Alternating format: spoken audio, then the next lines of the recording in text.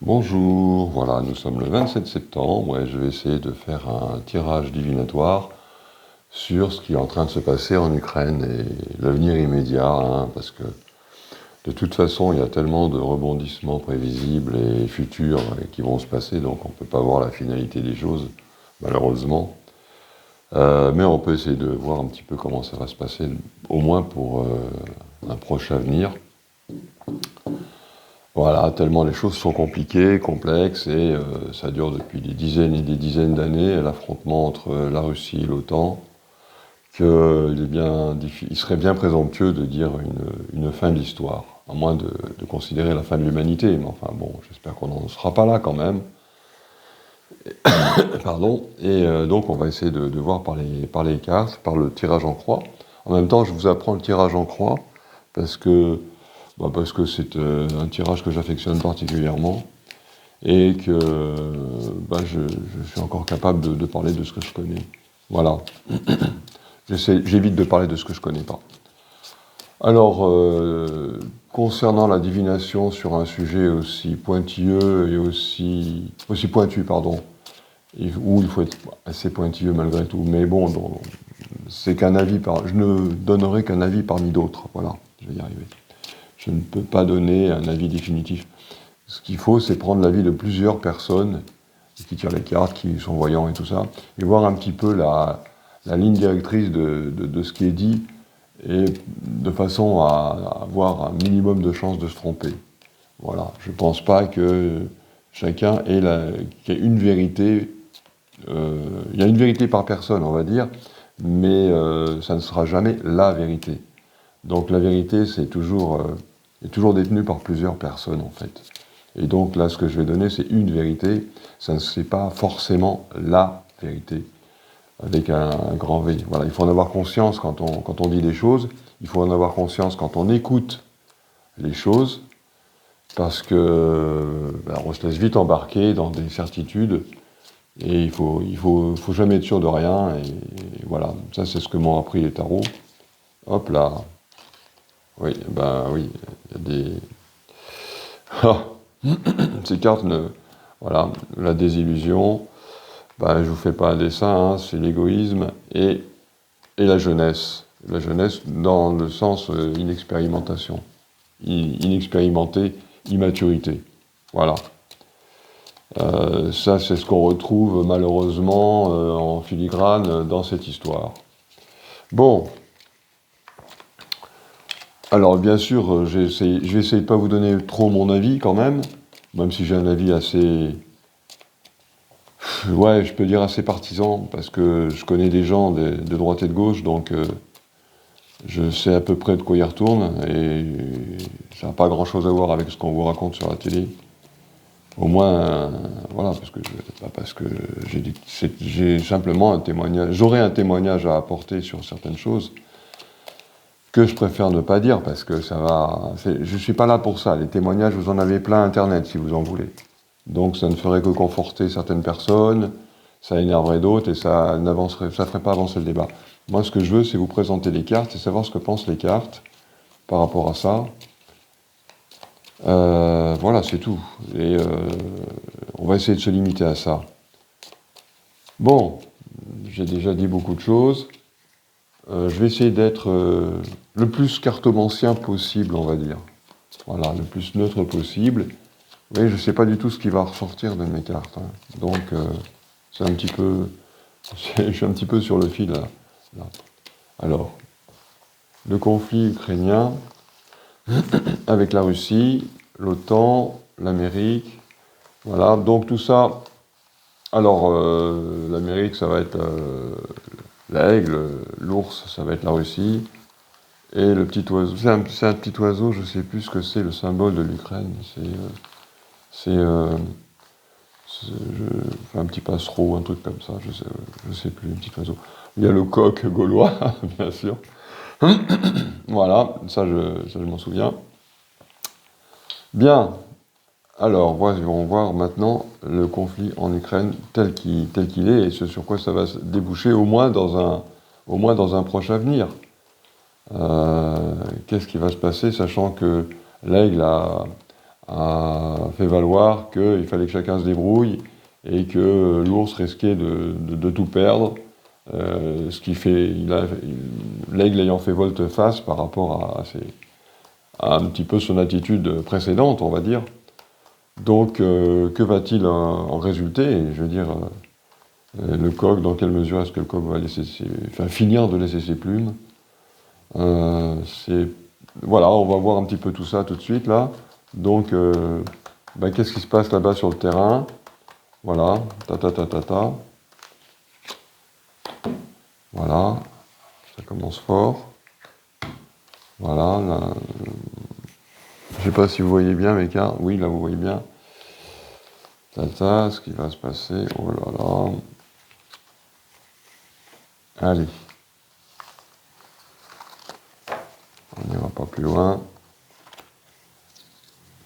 Alors, on va commencer par mettre les arcades mineures. Parce que vous voyez, je fais... Alors, pour ceux qui ne connaissent pas, ou qui ne me connaissent pas, ou qui n'ont jamais fait de tirage de croix, ou qui s'intéressent au tirage en croix, je mixe toujours les arcades majeures et les arcades mineures. Voilà. Voilà, donc les arcades majeures, je les tire à l'endroit et à l'envers, les arcades mineures, je les tire toujours à l'endroit. Voilà, le conflit en Ukraine. Mon Dieu, mon Dieu. Que va-t-il se passer? Oui. Hein. Ça, c'est la parole. Hein. Alors. Laissez-moi vous présenter mes livres. Vite fait. Ça, c'est L'Arc de Roseline. C'est L'Arc de Roseline que j'ai coécrit avec Chris Darkis, qui est un livre concernant l'histoire de Rennes-le-Château, bien sûr. Mais également l'histoire des Templiers, un petit peu, un secret Templier. J'ai pas la prétention de connaître tous les secrets de ces gens-là. Un secret Templier et qui a été présenté comme un code dans ces arcanes, dans les arcanes du tarot. Voilà, donc c'est pour ça que je vous le propose là tout de suite, parce que c'est carrément les tarots expliqués par un code, un peu comme le Da Vinci Code. Voilà, là c'est le code du tarot. Et le monde du tarot universel qui lui utilise le tarot en tant que tarot divinatoire et symbolique de la personne humaine. Voilà. Où on voit que l'être humain est fait pour être bon malgré tout. Et quand il est bien compris, quand il se comprend bien. Voilà. Et là, nous avons notre petit ange qui va nous apporter la flamme de la paix ou de la lumière, je ne sais pas. Enfin bon, on verra. Là, j'espère que c'est pas l'ange de la discorde. On va voir ça tout de suite. Hein.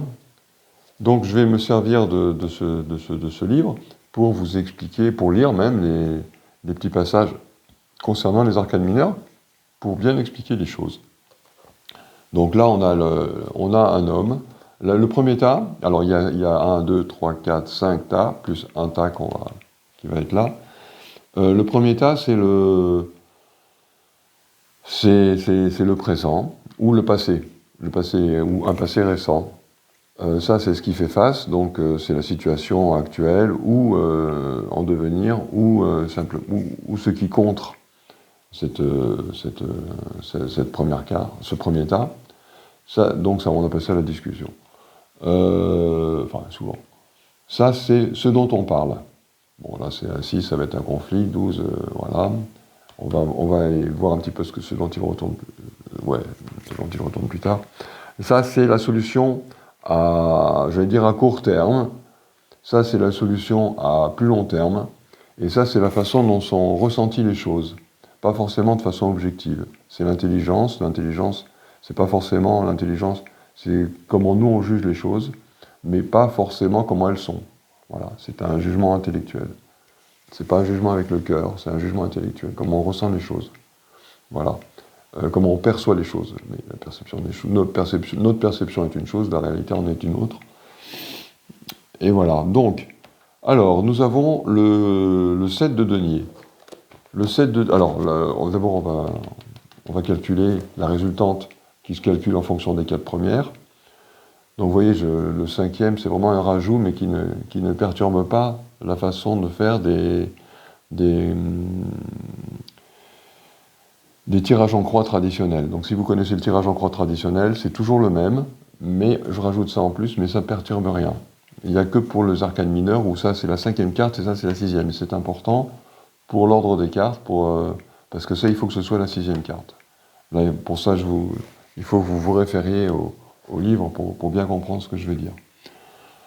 Donc on fait la somme, hein, 14 et 4, alors 14 ici, 4 ça fait 18, 18, 19, 20, 30, 30, 40, donc 4. Donc ici on a 2 fois le 4, donc ici il faudra tenir compte du fait, c'est comme s'il y avait deux cartes, hein, 4 qui sont là, voilà.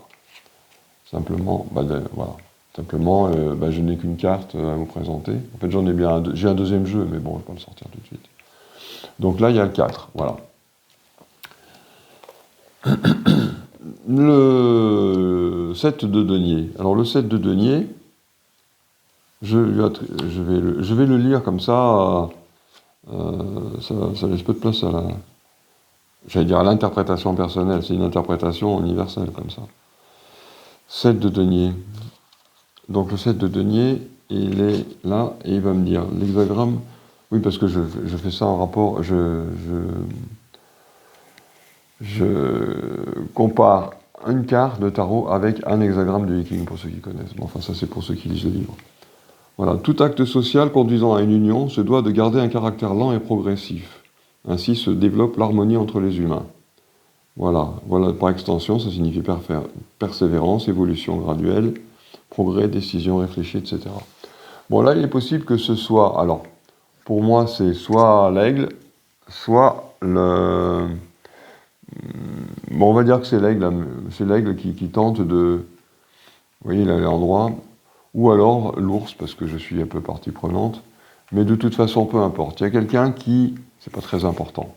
Il y a quelqu'un qui... pour l'interprétation, c'est pas important. Il y a quelqu'un qui cherche à vraiment développer des relations graduelles. Moi, je penserais bien à l'aigle américain, l'aigle actuel, pas le précédent. Voilà, l'aigle actuel qui cherche vraiment à une sincérité dans les démarches pour faire la paix.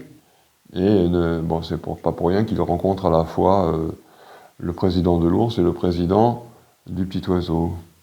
Voilà. Donc, c'est un passereau, je sais plus quoi. Bref, ce qui fait face. Alors là, par contre, il y a une partie adverse. La partie adverse, on pourrait parler du coq gaulois, par exemple, hein, qui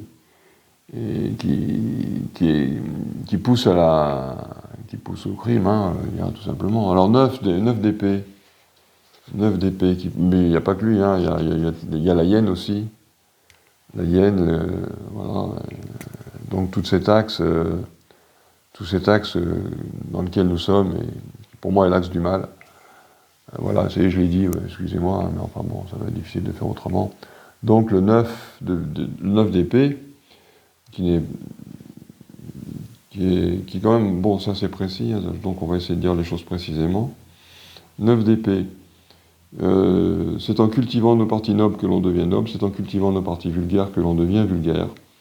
Voilà, donc c'est comme on dit, les mots qui sortent de notre bouche doivent sonner juste et refléter véritablement l'état de nos pensées.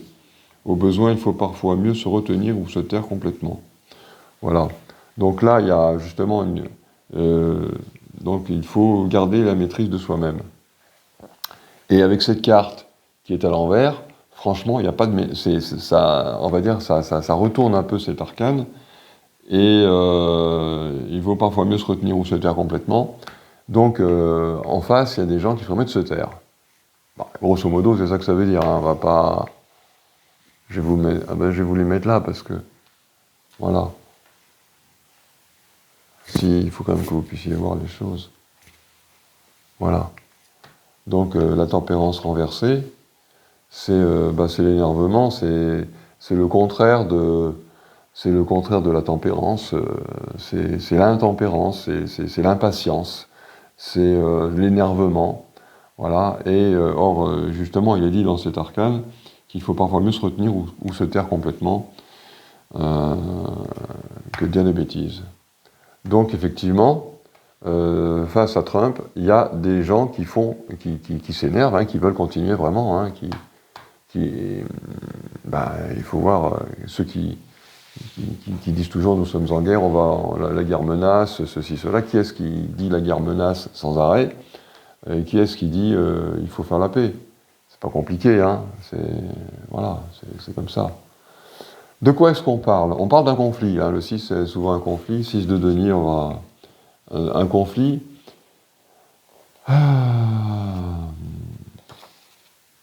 Le 12, il va pas être facile à comprendre. On va y revenir. Le 6 de denier.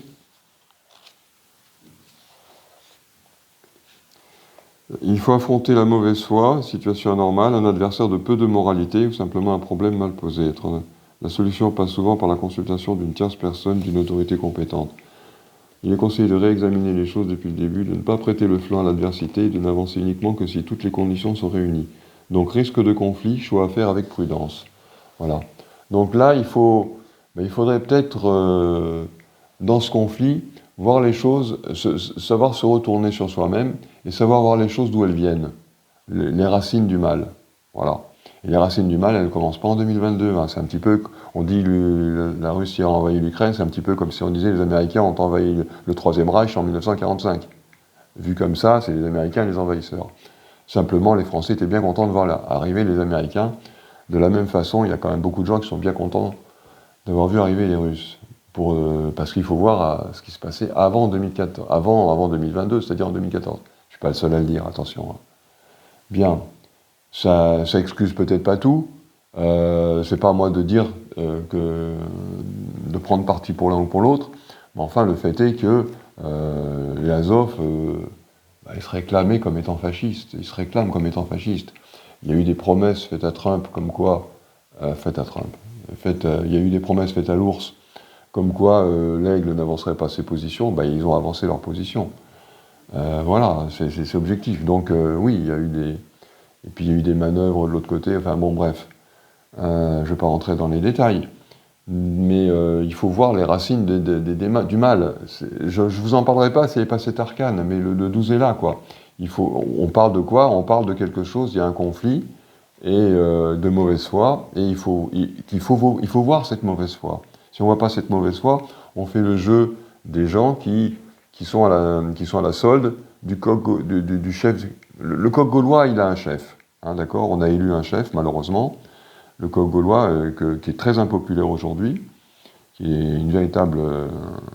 pour moi, c'est une honte. Et le problème, c'est que cette personne nomme des responsables, qui nomment des responsables, qui nomment les journalistes, et c'est Radio Vichy, quoi. C'est Radio du système Vichy, c'est Radio Paris est allemand, hein, de la dernière guerre. Tout ce qu'on écoute actuellement. Je ne devrais pas dire ça, mais bon, voilà, c'est comme ça. Je vais me faire pourrir, moi. Mais on en est là, et puis il faut voir un peu ailleurs. Soit il faut aller voir ailleurs, soit aller voyager, soit renseignez-vous sur Internet. Faites-vous votre propre opinion. Moi, je vous dis ça, mais je ne suis pas habilité à diriger vos consciences. Donc, allez voir sur Internet, allez parler aux gens, aux réfugiés ukrainiens qui viennent comment on appelle ça, de Crimée. Ah, il n'y en a pas? Non, il n'y a personne qui vient de Crimée réfugié ici. Pourtant, les voyages sont libres. Hein. Quelqu'un qui est en Crimée, il peut facilement voyager et revenir ici. S'il ne vient pas ici, s'il veut rester en Crimée, c'est qu'il est bien.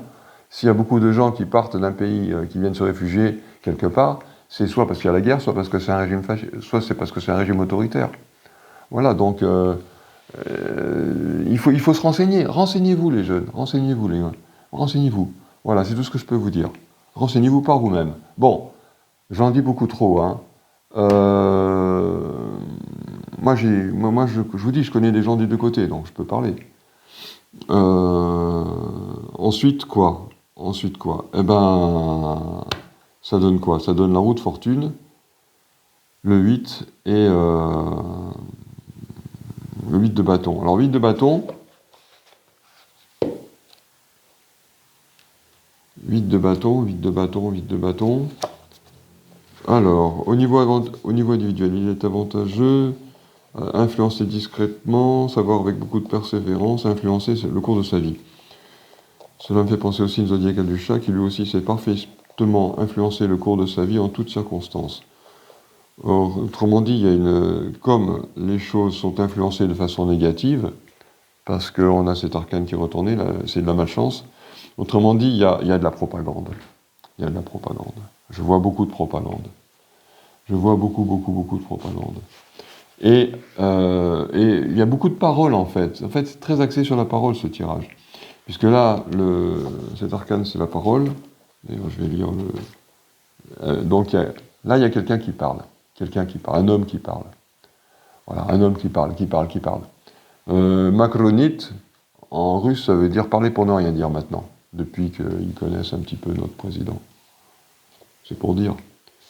Voilà, donc c'est ça, quoi. Voilà, c'est de la parole. C'est de la parole. Et on a l'impression... Alors maintenant, attendez, je vais quand même lire l'as de coupe. Hein. L'as de coupe.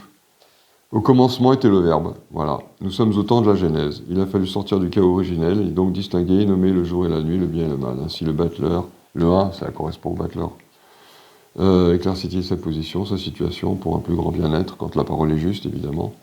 Son action se doit d'être soutenue s'il veut parvenir à un résultat, là on en est loin. Cet arcane signifie souvent la parole, le discours. Voilà. Voilà, donc on a quelqu'un qui parle. Peut-être ça peut être aussi l'aigle qui parle beaucoup, puisque je vous parlais tout à l'heure du discours justement de l'aigle qui dit il va falloir que les belligérants se débrouillent entre eux et l'ours risque de tout perdre. Voilà, donc peut-être c'est ça aussi, hein. Ça peut être ça, voilà. Mais en attendant, on a quand même l'impression, donc il ne se passe pas grand-chose, voilà, il y a beaucoup de paroles, un peu comme moi finalement, et je parle beaucoup. Et le pape, donc ça c'est notre impression, donc la société, les gens savent, ils sont au courant, ça c'est un peu la lucidité, hein, le fait que le pape, que cette société soit à l'endroit. Et le 2 d'épée, c'est le conflit. Autrement dit, on a quand même l'impression que ce conflit est volontaire. Voilà, ce conflit est volontaire. Il y a des gens qui ont intérêt à ce que ce conflit ait lieu. Voilà, en fait, c'est ça que ça veut dire. Il y a des gens qui sont parfaitement au courant et voilà, de ce que je viens de vous dire, notamment. Alors, 2 d'épée. Le combat est rude, l'obstacle est de taille, il nécessite une prise de recul et un appel à l'aide. La persévérance et la prise de contact avec des spécialistes. Voilà. Autrement dit, se révélera victorieux. Voilà. Les gens pensent... Non, en fait, oubliez ce que je viens de dire. Les gens pensent que la solution passera par la négociation. Voilà. Il y a beaucoup de paroles et la solution passera par la négociation. Vous voyez, comme quoi il faut bien lire. Les cartes sont précises. Elles disent pas n'importe... Elles sont... faut pas dire... Voilà. C'est plus logique comme ça, d'ailleurs, mon tirage. Les gens ont l'impression que la situation se déroule. Par la négociation, on en sortira par la négociation. Ben voilà. Donc, il y a beaucoup de paroles. Il y a beaucoup de propagande. Voilà. Ça, c'est la propagande. Hein. Ne pas se faire avoir par la propagande. Des gens qui sont nommés par une personne qui est en plus très impopulaire. Alors, le paradoxe, c'est que cette personne qui est très impopulaire, qui était à la tête de l'État, nomme des gens qui nomment des journalistes, et ces journalistes, tout le monde les croit. C'est-à-dire que tout le monde va avoir confiance en eux quand ils vont nous parler de cette partie du monde. C'est quand même formidable. Donc, c'est quand même paradoxal. Les gens écoutent les journalistes qui sont nommés par, directement ou indirectement, mais de façon certaine, par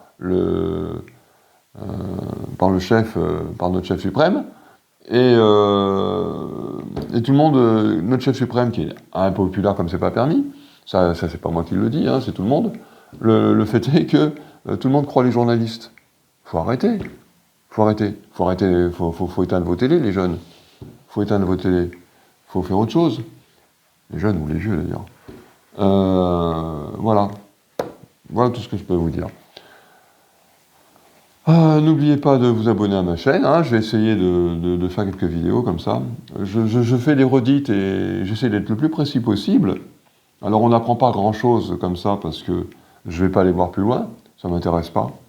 Ça ne m'intéresse pas parce qu'après une étape, il y a encore une autre étape, puis encore une autre étape, puis encore une autre étape, puis encore une autre étape. Donc ça nous entraînerait beaucoup trop loin et pour pas grand-chose, puisque de toute façon ça ne sera jamais fini.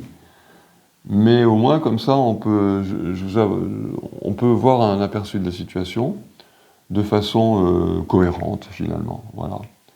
Donc bien voir l'origine du conflit, bien voir d'où ça vient, bien comprendre qu'il y a que nous, chez nous, c'est chez nous ça que ça se passe, hein, parce que c'est quand même par rapport à nous tout ça. Il y a de la propagande, c'est ça que ça veut dire, ça c'est sûr. Qu'il y a un homme qui parle. Cet homme qui parle beaucoup, bah, ça peut être l'aigle, hein, aussi. Hein. En ce moment, il parle beaucoup. Hein. Il se passe pas grand-chose, mais il parle beaucoup. Et que les gens pensent que, bah, que tout ça va se négocier. On ne sait pas comment ça va se terminer. Et je vais pas. De toute façon, ça ne se terminera jamais. Et il y aura toujours une rivalité entre les États. Hein. Donc, le temps fait que ça se déroulera. Ça va se dénouer dans le temps, mais ça peut durer longtemps, et puis voilà. Et puis on n'en saura pas plus. Pour aujourd'hui, j'ai pas envie d'en savoir. D'ailleurs, j'ai même pas envie de le savoir, en fait. Il y a des choses que j'ai pas envie de savoir. Vous voyez ? Voilà. Je voulais faire le point. On a fait le point. Voilà. Il faut arrêter d'écouter la propagande. Et on voit que il faut revenir à l'origine du conflit. Voilà. Déjà ça serait bien. Déjà, si vous avez compris ça, pour ceux qui ne l'avaient pas encore compris. Et puis, j'espère que vous avoir montré un petit peu ce que c'était qu'un tirage en croix. J'en ferai d'autres, parce que c'est un tirage que j'affectionne particulièrement. Vous voyez, il dit bien les choses. C'est assez fantastique. Voilà, n'oubliez pas de faire une petite prière à la Vierge Marie et de réciter à Notre Père et de nous en remettre à ce qui nous dépasse, parce que il y en a besoin. Voilà, parce que si on prie la Vierge Marie, et si on prie le Très-Haut, la Vierge Marie, Jésus auront sans doute les moyens d'intercéder en notre faveur. J'ai terminé par cette petite prière, parce que c'est un prêtre qui en parle sur Internet, et qui en parle bien. Quand on dit Notre-Dame, je vous salue Marie, vous êtes bénie, le Seigneur est avec vous. Vous êtes bénie entre toutes les femmes, et Jésus, le fruit de vos entrailles, est béni. Ça se comprend bien. Maintenant, Sainte Marie, Mère de Dieu, priez pour nous. Ça veut dire que, et c'est ce que dit ce prêtre, c'est la Vierge Marie qui va prier, qui va intercéder pour nous. C'est pas elle qui a le pouvoir. Elle a simplement l'oreille du Très-Haut. Donc il faut qu'elle prie pour nous. Mais elle prie pour nous si nous, on lui donne mandat. Si nous, on essaye si nous, on veut qu'elle intercède pour nous. Elle a un mandat énergétique, un mandat, voilà, il faut le lui donner, il faut la prier. Il faut la prier pour qu'elle-même puisse prier, Sainte Marie, Mère de Dieu, priez pour nous, pauvres pécheurs, maintenant et à l'heure de notre mort. Voilà, c'est la prière. Mais il faut qu'elle puisse prier, donc il faut la prier elle. Voilà. Et voilà, donc quand je dis ça, vous voyez, je regarde cet ange, voilà, ce mélange. Voilà, je vous souhaite une bonne journée, priez pour la paix, de toute façon, il faut prier pour la paix, et il faut prier la Vierge Marie pour qu'elle intercède pour nous, pour qu'il y ait la paix, pour nous et pour les Ukrainiens et pour les Russes, et pour toute cette zone, pour pas que le conflit s'étende, pour que le conflit s'arrête là où il est, et voilà, pour que les gens retrouvent un peu de bon sens. Voilà, je vous souhaite une bonne et agréable journée.